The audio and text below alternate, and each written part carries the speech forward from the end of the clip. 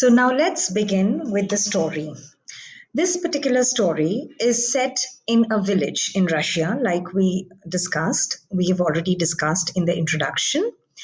And the story starts with a discussion between two sisters.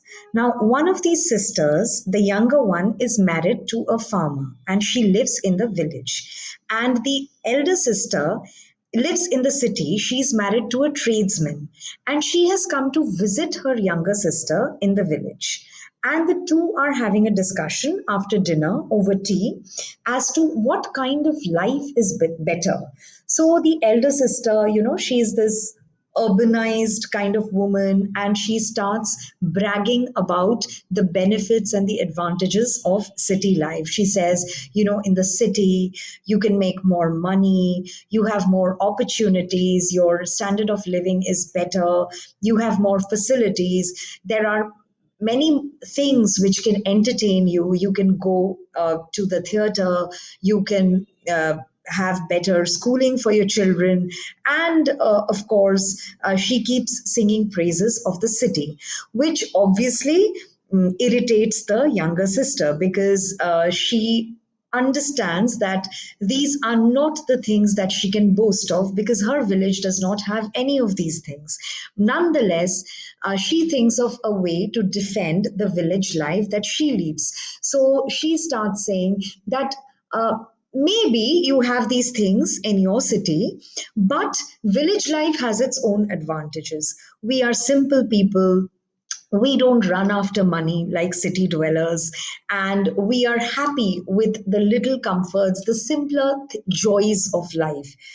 So though in the city you can earn more, you're also tempted to become greedy. You are subject, you are vulnerable to temptations. That's what she says. So she says the city is full of evils, but if you look at the village life, maybe we are not sophisticated, maybe we are not very modern, but we have our own pleasures, we have our own simple and beautiful moments of joy and happiness. And the elder sister sneers and she says, of course you're going to say that, because you don't know what the city can offer. And the younger sister, of course, gets very irritated. And these are, in fact, some of the things she says.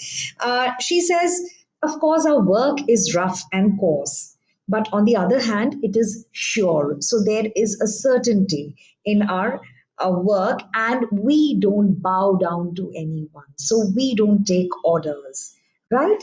And she says, in your town, you're surrounded by temptations. Today may be right, today all may be right, but tomorrow, who knows? So there's uncertainty in city life, right? And she says, one may tempt your husband with cards, wine, or women, and all will go to ruin. So she states the very known, very predictable vices. Which are supposed to be vices of city life, that is cards. By cards she means gambling.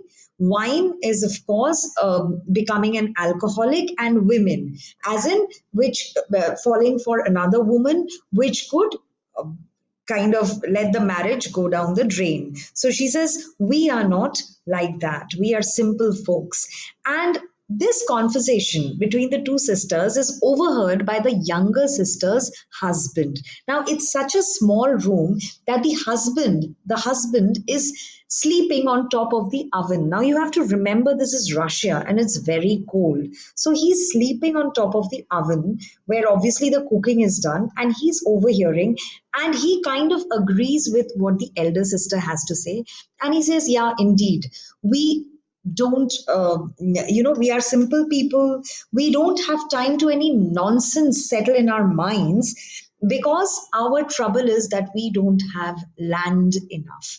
And this is kind of the cue for the rest of the story, because remember, the title of the story is how much land does a man need. So here he's telling himself that we don't have enough land, so obviously we have a kind of pressure.